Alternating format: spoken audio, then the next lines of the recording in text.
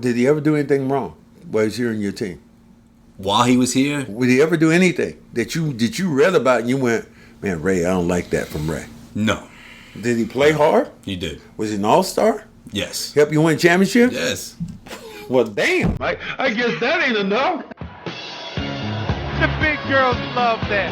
Chicks love the last shot opportunity.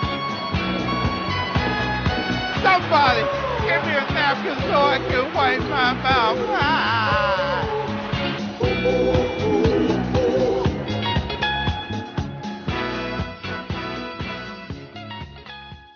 When you're traded away, fans adore you when you come back. When you decide to leave on your own, you are the worst guy in the world. Right. That to me is like crazy. I understand that, and players should have the ability to make changes on where they want to go, as long as they fulfill what they did here at that time. Right, but that's what I was gonna say though. I was looking at it as like the way look at Kyrie. Minnesota embraced Kevin Garnett when he came back. That's the way I look at it. But he got traded. He didn't decide to leave. But he had a no trade Well, he had clause, a no trade clause, but he decided pretty much. Like he got people looked at that as a trade. That's True, what they true, looked but at. And I think that people in Minnesota were happy for him that he was in an But that's how environment Charlotte should that feel. he could That's win. what I'm saying. Well, Charlotte should feel the same exact way. Well, Charlotte will feel that They're way. not going because- anywhere. They don't come and walk and win championship Man, there. well, Charlotte's gonna feel that way because Kimba didn't get traded. Kimba didn't get offered a contract. You think he'll hear some moves? You think? Oh no, not at all. That's what I'm saying. No, not at all. But that's my point. Kimba essentially didn't get an offer from the Hornets. So what was he gonna do? And so fans can't boo him. If he had gone out and said it was a free agent and you had Charlotte buying for you and Boston and you decided to go, look at Gordon Hayward. Utah wanted him, the Celtics wanted him. Utah, anytime he goes there, Utah's pissed off. Yeah. They're pissed off because he decided the player left them. The player left Well, them. they feel like they were competitive. They had a deep playoff run for them, at least. It was deep in general, but they had a playoff run, a deep run they hadn't seen in quite some time. Rudy Gobert threw some shade after he made a decision. Yeah. So when you compile all that together, it's like, oh wait a minute. Maybe we could have done this here instead of seeing you go to Boston. But you think about some Wade Boggs when he left Boston and decided to go play with New York, the Yankees. For me, Johnny Damon. With Johnny Damon, where people were We didn't like that. People were pissed. Yeah, we were pissed. That you decided to go elsewhere and play, and that's true. especially when you talk about a rival. Look at Ray Allen. Ray Allen, who to me, and this is the thing I will say until the day they bury me, is Ray Allen's number should be, and I've never heard anybody say this, his number should be a number that should be retired.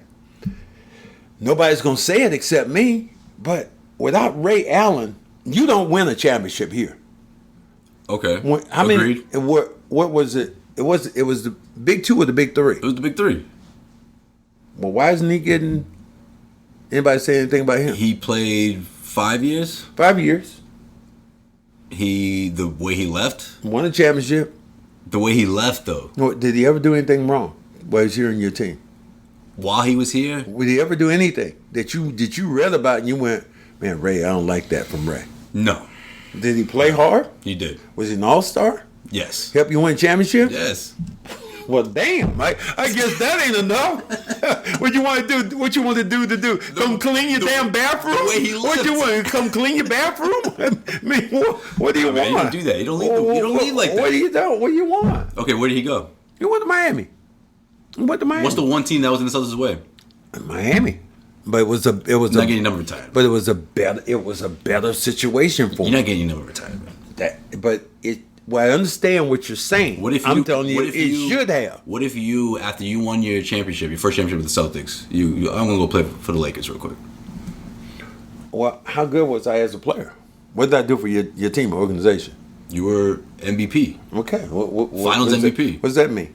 What does that mean? You were a big climb on my back. I'm gonna help you win. I'm gonna get you this second championship. So you're one of the big, like you just said, the big three.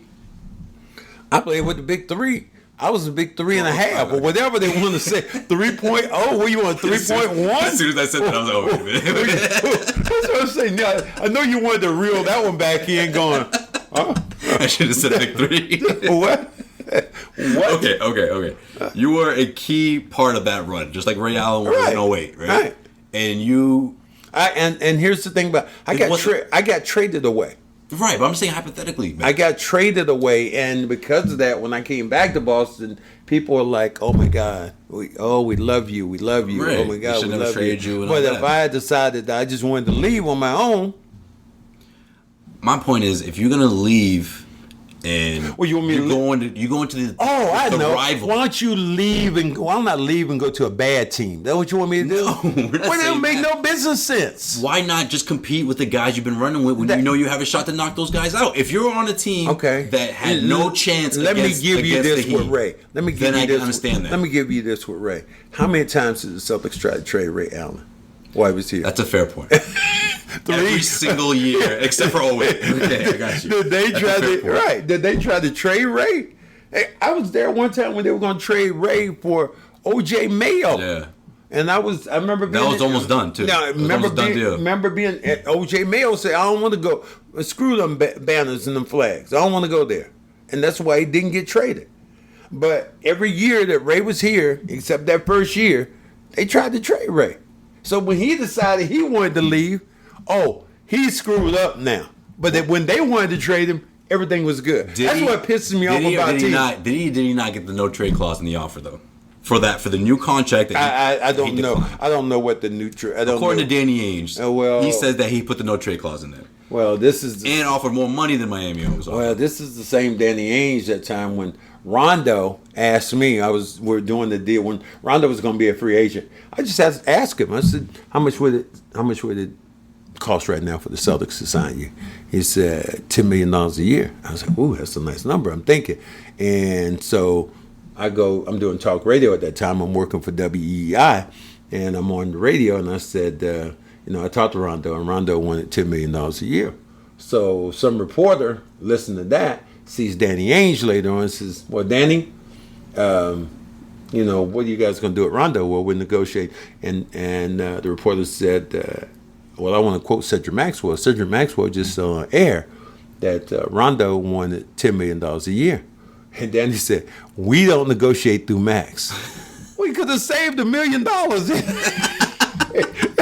You got a cheaper deal. A cheaper deal. The man asked for 10. I heard him tell me that, and you gave him 11. So, I would have took part of it, but... How many times did you say that to Danny Ainge? No, how many times did you remind me? I don't even... Come on. No. He's not around the team now, but back then he was around the team a lot. I learned at that time that part of this business is to keep your own business and stay in your own lane. Stay in your lane. Stay in your lane, and that's what I try to do. Stay in my lane. And as a broadcaster, sometimes it's hard to stay in your lane because people are asking your opinion outside the game.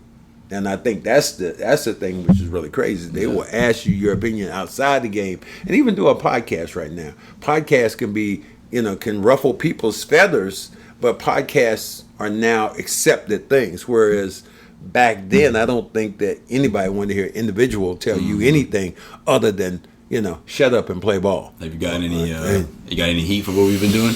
No, I really haven't. Matter of fact, a lot of people have, come out, "Oh my God, I love your podcast. You're so honest." And I think the most refreshing thing about the podcast that you and I are doing is the fact that a lot of it has been non-basketball related. That's what I always tell people. This isn't a Celtics podcast. Podcast. Yeah, very seldom we just everything. We just stay on one player or one subject or just stay on basketball. We have gone around the world from the stories I told you about. Even the last story that I think I told you and put out about the whole thing about this girl. We talked about. Again, not trying to offend anybody when you talk about rape allegations. Right. But I told you the story about how this girl alleged that I raped her, and I really didn't. It was more, and I told you just quickly that it was about Mick Jagger and me not taking her to dinner. And I chose Mick Jagger. That's what it boiled down to. And that's what it boiled down to. And that's why I got accused of rape.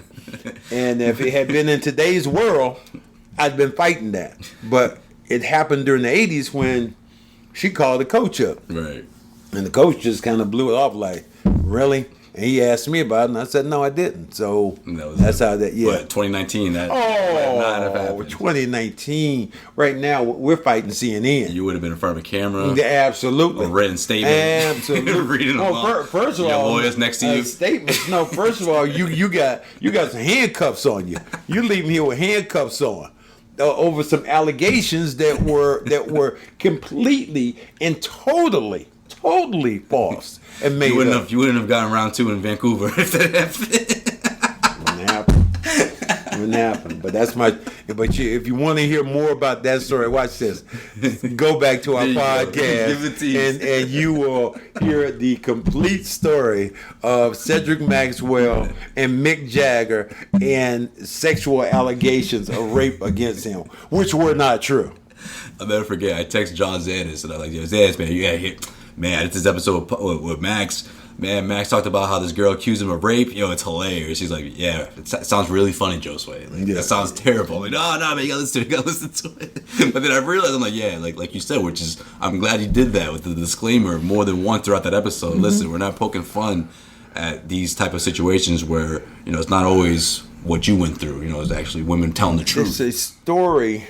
Telling the truth about what happened. A story, you cannot, as Flip Sanders used to say, the truth can never be controversial. I'm telling you a story which happened to me, and we talk about rape allegations against other people. We're not poking fun at them, but what I'm telling you is an allegation which was against me, which was totally built up, and it was false and negative. So that's what we're talking about. Right, exactly. Yeah. Exactly.